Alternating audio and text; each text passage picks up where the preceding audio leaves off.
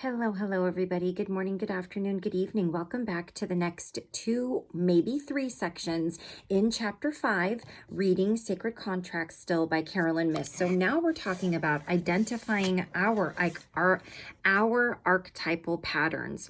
So we talked about the 4 main archetypal types that could possibly, or that we all carry at least one of, which is the child, the victim, the saboteur, and the prostitute. We talked a little bit about how to identify with probably about 8, maybe more of the archetypes that there are out there. And there are probably, as I listed at the end of the last video, there are probably, I'll say about maybe 60 different archetypes. So she did go over some suggestions on how to decipher and decide what you might resonate with. And that would be probably a good time to bring out your paper and a pen to really help you decide, because the quicker that you can decide what fits you best, the sooner that you can start to open up to the possibilities and grow and really benefit and use these archetypes to your advantage, rather than,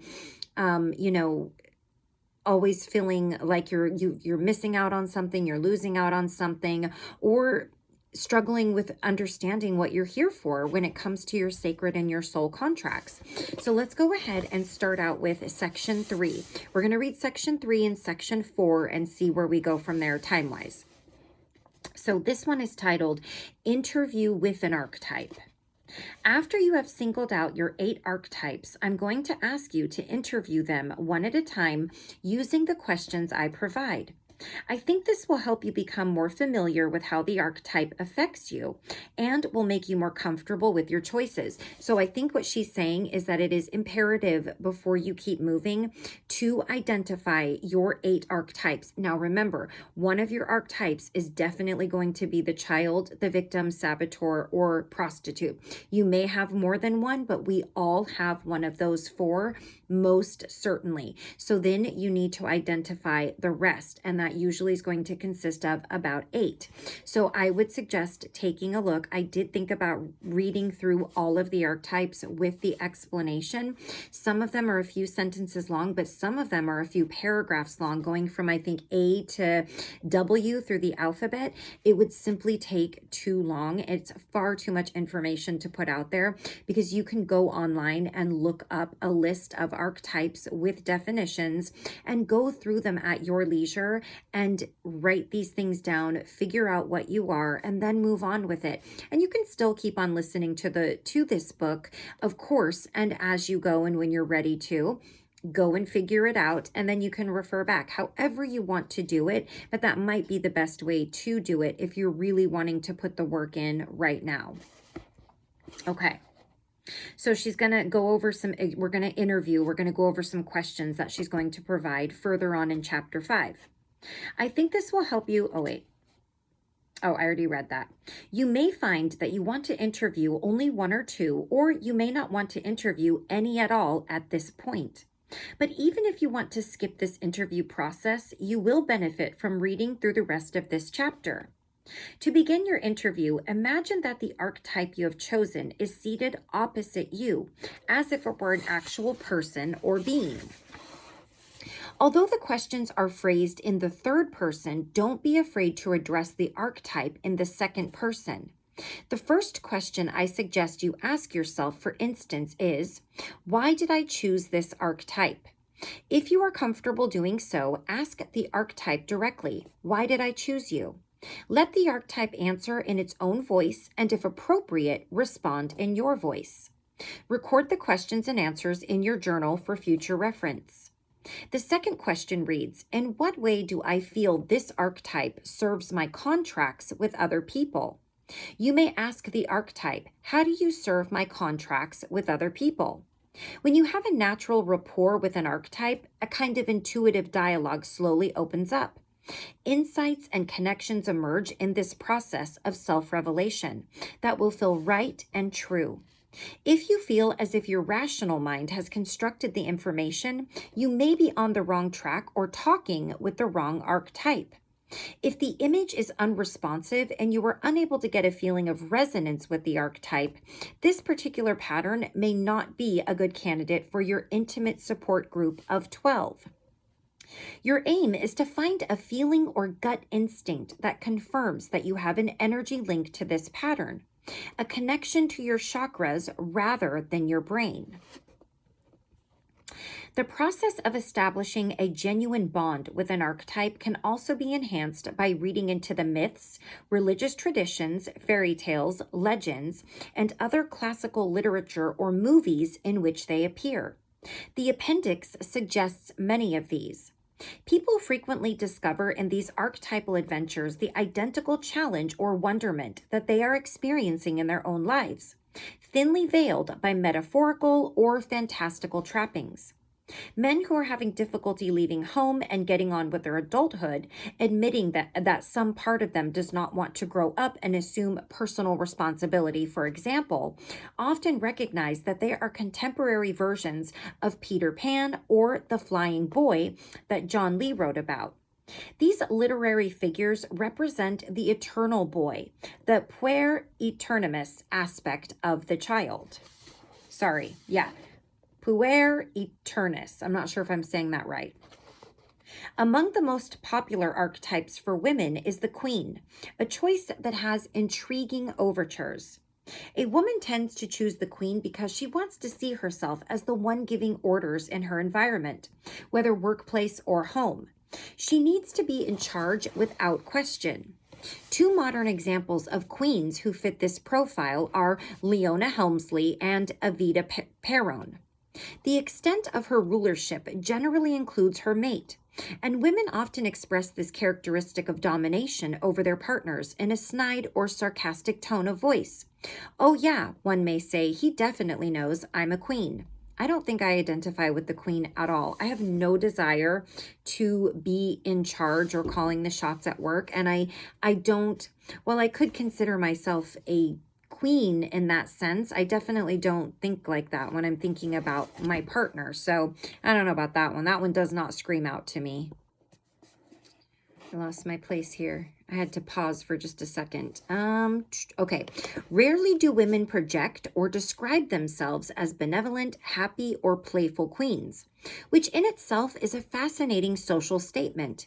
When they comment about their queen qualities, their demeanor often becomes aggressive, as defending against the possibility of male domination. Their queens are usually domineering archetypes who demand full control of those in their court, especially the men. The vast majority of classic fairy tales, which incidentally are rarely about fairies, have been written by men, and in these stories, queens are portrayed negatively. Take, for example, the queen in Snow White, who orders a man to murder a beautiful maiden on her behalf. One might deduce from this that the queens are threats to male power, and that the male authors of most of these tales present them in a negative light out of fear.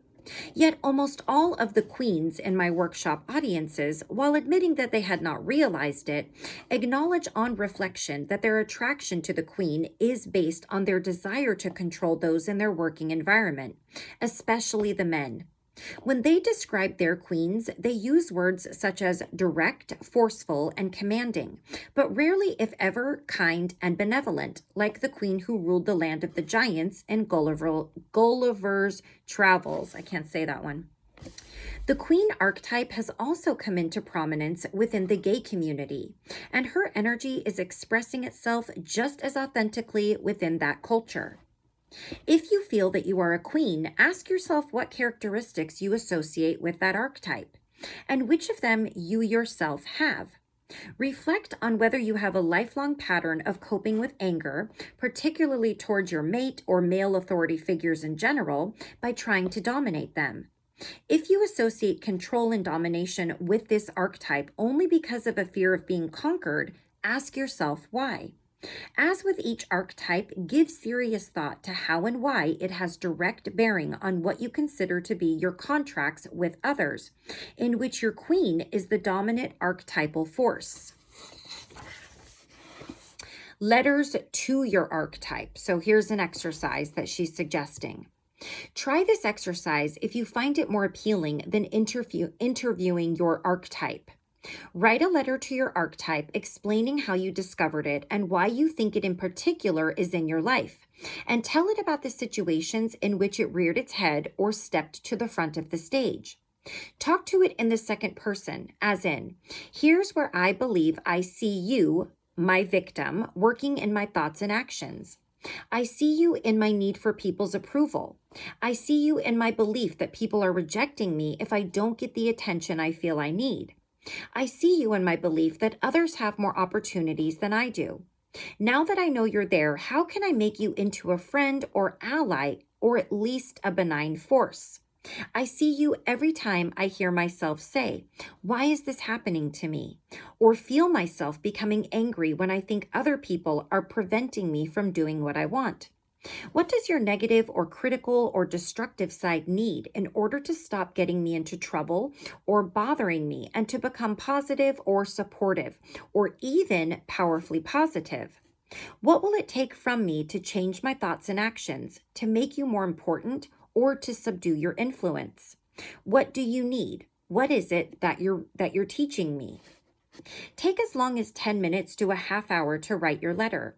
After you've written as much as you feel is necessary to elicit a response from your archetype, sit for a couple of minutes and let yourself think about what you've written. It might be good to take a break and stretch, get yourself a glass of water or have a cup of tea, and even change where you're seated. Because now you're going to enter into the persona and mind of the archetype and write yourself a response. Have the archetype write you back, addressing the questions that you and it feel responses for. Okay. The first archetype I want you to interview and write to is your child, because it is the easiest for many. As an option with these archetypes, with this archetype only, you can use the technique of writing the questions with your dominant hand and answering them with your opposite hand. For instance, if you're right-handed, I want your child to answer you with its left hand. If you're left-handed, your child will answer you with its right. This technique will help you gain access to your intuitive, unconscious mind, because it requires you to focus without distraction to maneuver your opposite hand. Yes, this will take longer, just as it took you a while to learn to write and drag thoughts from your mind to the paper when you were just learning. But it will give you a physical and emotional connection to your child.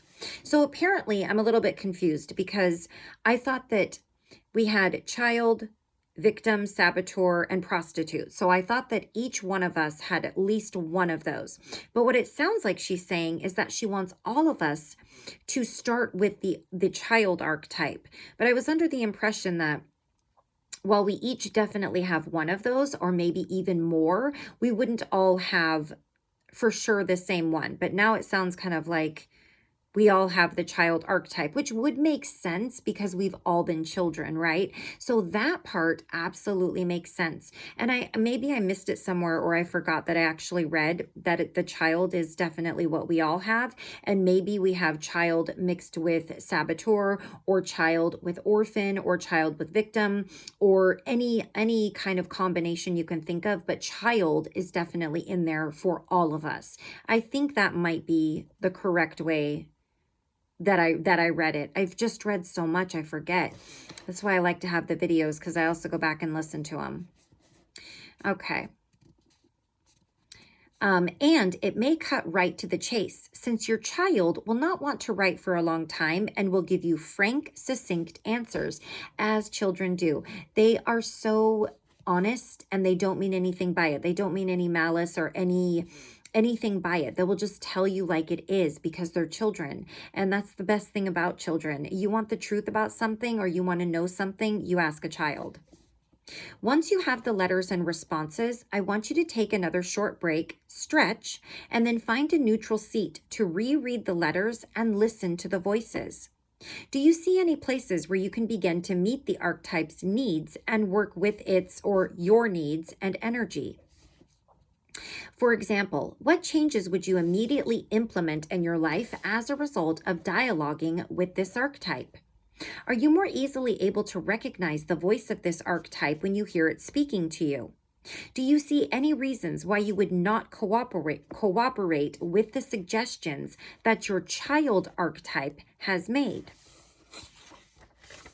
Let me take a look at this. Okay, so we're going to read the last section, because in the next video, we're going to go into the questions, and I wanted to keep that separate for you so that you could go through those on your own and find them in an easier manner. All right, warrior on demand. As you think through the many archetypes, try to remember times when you rose to an occasion or acted against type, became someone you almost didn't recognize. For instance, Rita is normally quiet and reserved. When her son was beaten by 3 boys on the school playground, however, she took on the persona of the warrior as she exploded into his school to confront the principal and other administrators.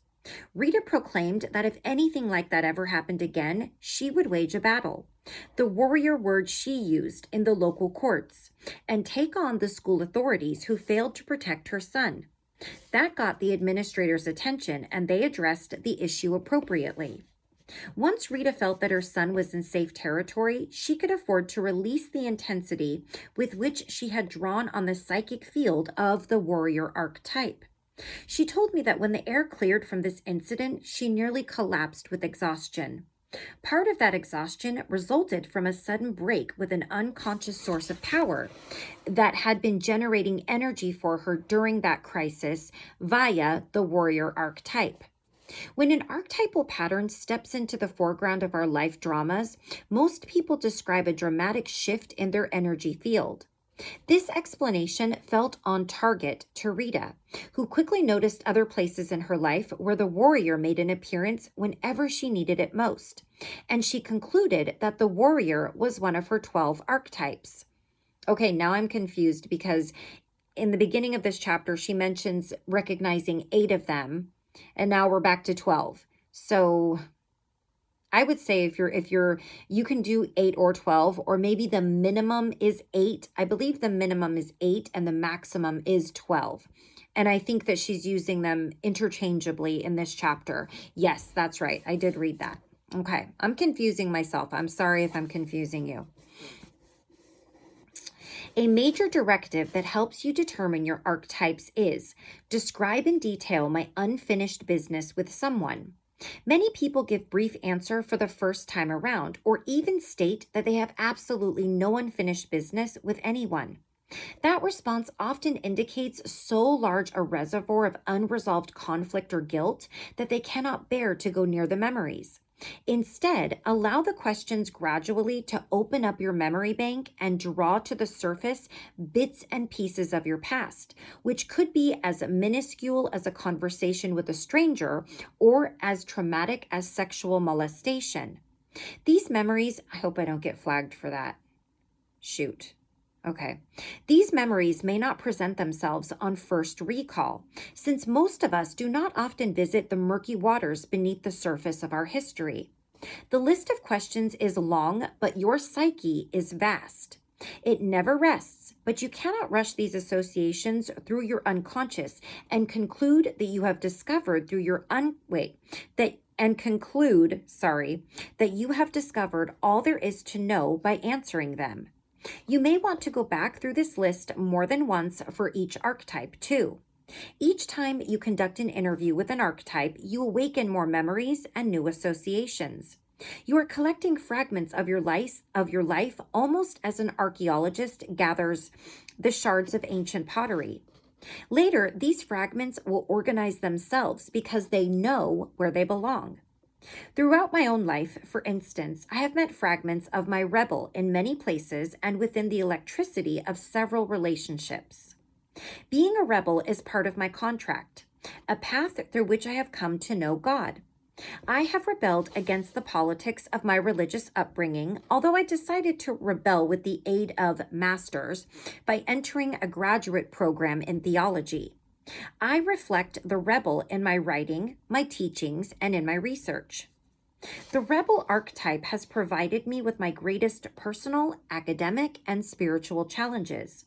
I can feel it emerge in my psyche under certain circumstances, sometimes positive and sometimes not. But whenever I feel that force coming forward, I am alerted that something of spiritual significance for me is about to occur. This archetype is a part of the reason why standing up to convention has never been difficult to me, or for me, but rather an attractive investment on my time and energy. I feel like I could be a rebel. I am also aware that my rebellious nature sometimes hits the extreme and that I can lose sight of the issues I am confronting. Yet the rebel is me, and it affords me an appreciation for this trait in other rebels I've met along the way. One summer night not long ago, for instance, I came across a group of 15-year-old rebels in the parking lot of a White Hen Pantry near my home in Chicago. These semi-tough kids were making their independence known with their tattoos and piercings, their version of communicating with swords rather than pens. The leader was easily recognizable because he had more of both insignias than anyone else in the group. He obviously was also the warlord because when I spoke to them as a group, all eyes looked to him. I asked these young rebels if they would explain to me why they chose to pierce their bodies. Like James Dean in the classic film Rebel Without a Cause, the group leader had to respond to me sarcastically and with an appropriate display of street gang disrespect by stating that they pierced their bodies because of the yellow duck I have in my bathroom. His dismissive answer was a test of whether I would respect them. When I simply nodded my head in acknowledgement, I was accepted into their field. When I asked them if they were aware that piercing was an ancient spiritual practice common to many civilizations. I asked them if they knew this. I told them that piercing rituals were ways of honoring one's inner power and recognizing that a young man had come into a stage of maturity in which he was capable of taking charge of a part of his tribe, thus commanding respect. I explained further that all this had to do with the power that comes from understanding spirituality. We don't believe in religion, the leader said. I didn't say religion, I replied. I said spirituality, the journey of the power of your spirit. His defensive demeanor suddenly melted. We don't know anything about spirituality. Can you teach us? He asked. That's awesome.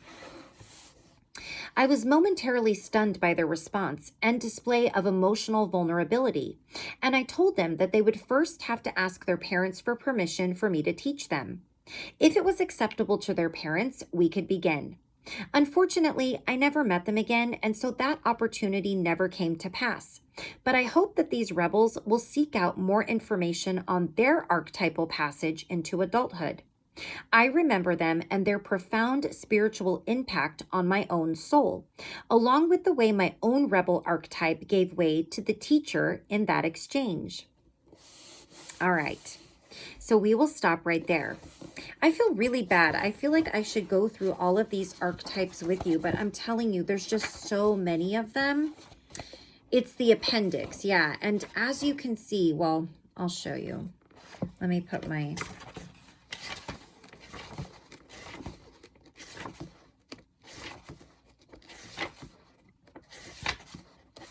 I mean, I could go through them again with you, the names, in case you didn't catch the last video, but here's how long it is.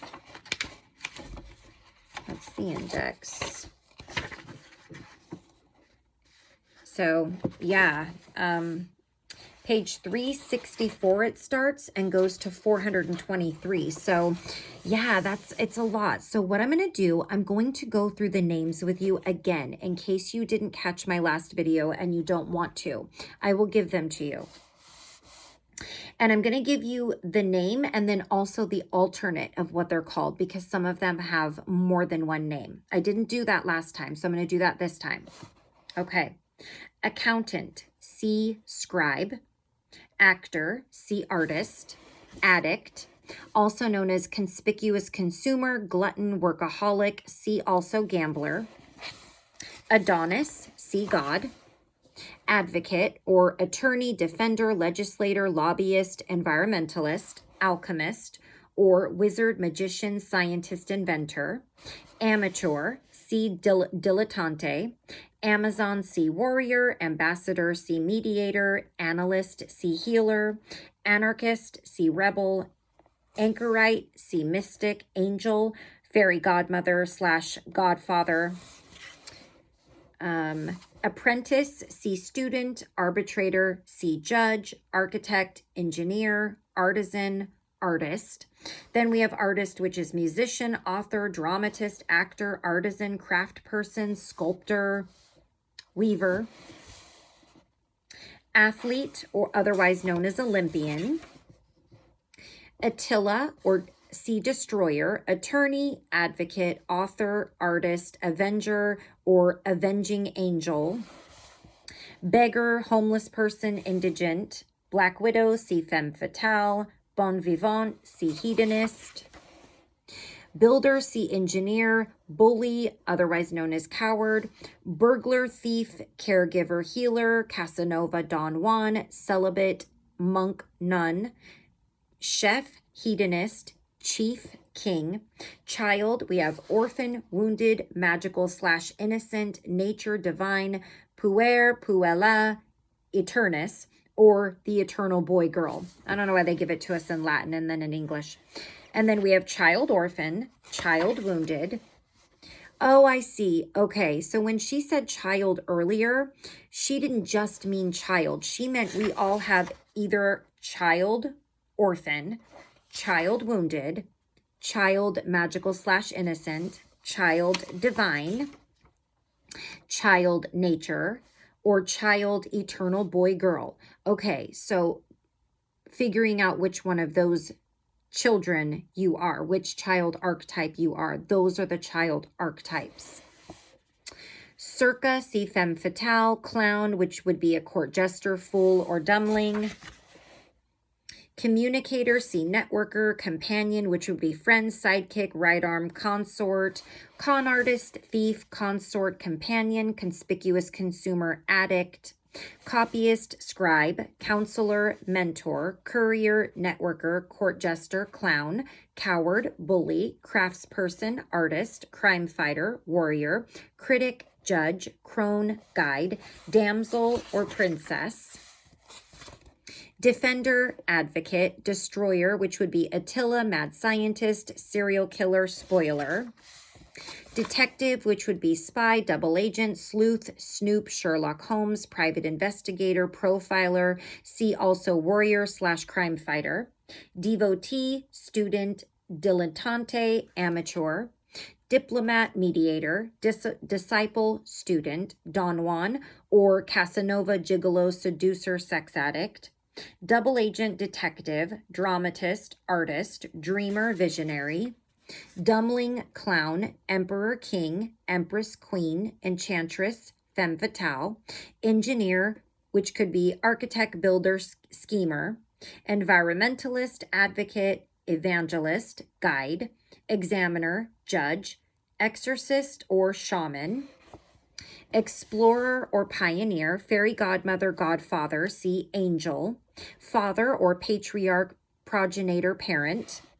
Femme fatale or black widow, flirt, siren, circa, seductress, enchantress. Flirt or femme fatale, follower, student, fool, clown, friend, companion, gambler. Gigolo or Don Juan, glutton or addict, go-between or mediator, god, Adonis, see also hero. Goddess, see also hero or heroine. Gossip or networker. Gourmand or hedonist. Gourmet, hedonist. Guide or guru, sage, crone, wise woman, spiritual master, evangelist, preacher.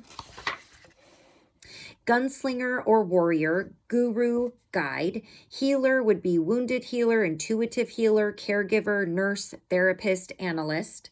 Wounded healer, hedonist, herald, see networker. Hermit, see mystic. I think those are just all like when I say the name and then there's another name for it, it just means that it's going to be the same definition, but just a different word. So the hero and heroine, you could also look at knight, warrior, god or goddess for explanations. Homeless persons, see beggar. Indigent, beggar. Innovator, pioneer. Instructor, teacher. Inventor, alchemist. Journalist, networker. Judge, which could be critic, examiner, mediator, arbitrator. King or emperor, ruler, leader, chief. Knight, see also warrior, rescuer, hero. Leader, see king, legislator, advocate, liberator. Lobbyist, see advocate, lover. Mad scientist, see destroyer. Magician, see alchemist. Master, see mentor. Matriarch, mother. Mediator or ambassador, diplomat, go-between. Mentor, which would be master, counselor, tutor, see also teacher. Mercenary, see warrior. Messenger, networker. Messiah or the redeemer, savior. Midas or miser. Minister, see priest. Minstrel, storyteller. Monk or nun, and then parentheses it says celibate. Mother or matriarch, mother nature, parent. Mystic or renunciate, anchorite, hermit. Narrator, storyteller. Networker, which would be messenger, herald, courier, journalist, communicator, see also gossip. Nomad, seeker. Nonconformist, rebel. Nurse, healer. Olympian, athlete. Patriarch, father. Pickpocket, thief. Pilgrim, pioneer.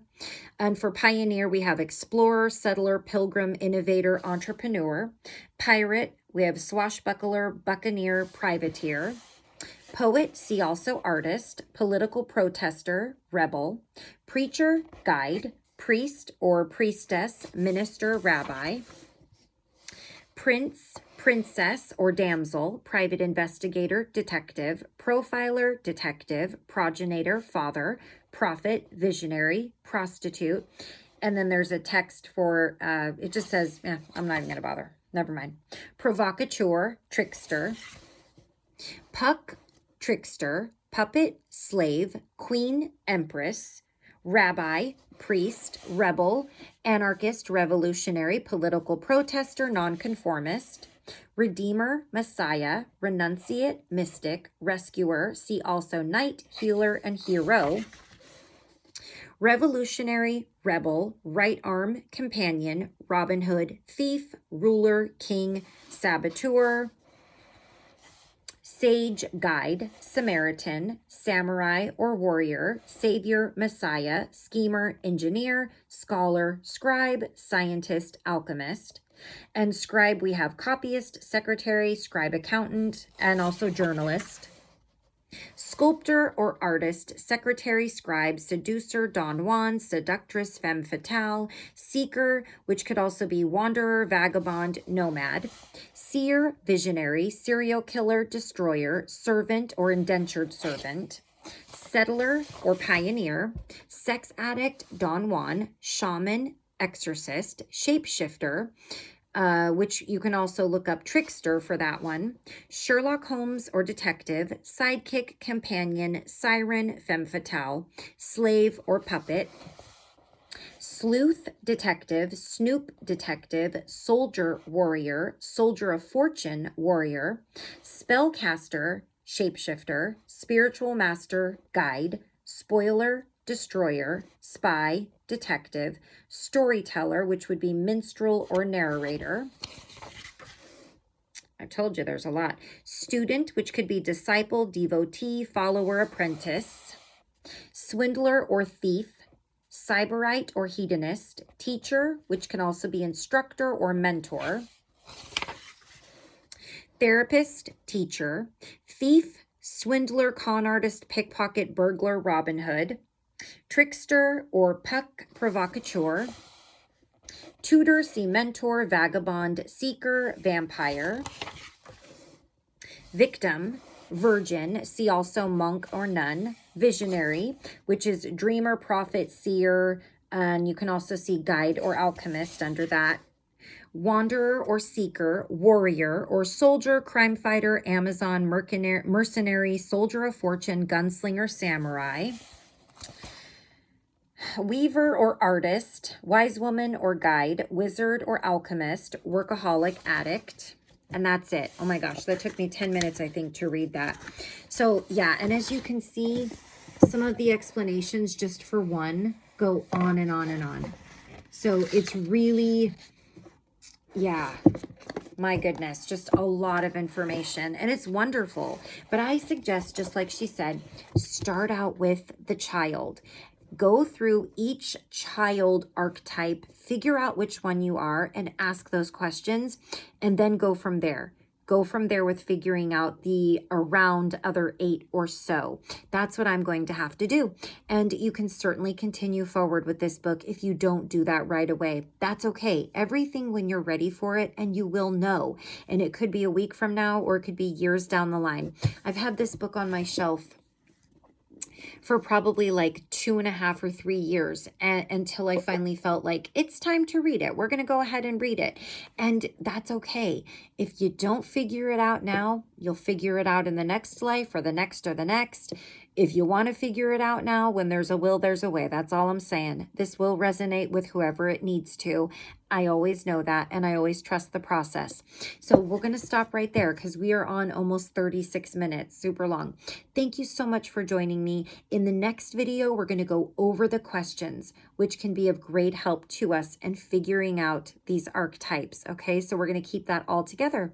So thank you so much for joining me. I love you all very much. And until I see you again, take care of you, take care of those around you, and I will see you again for the next section of this book in chapter 5. Take care until next time. Bye-bye.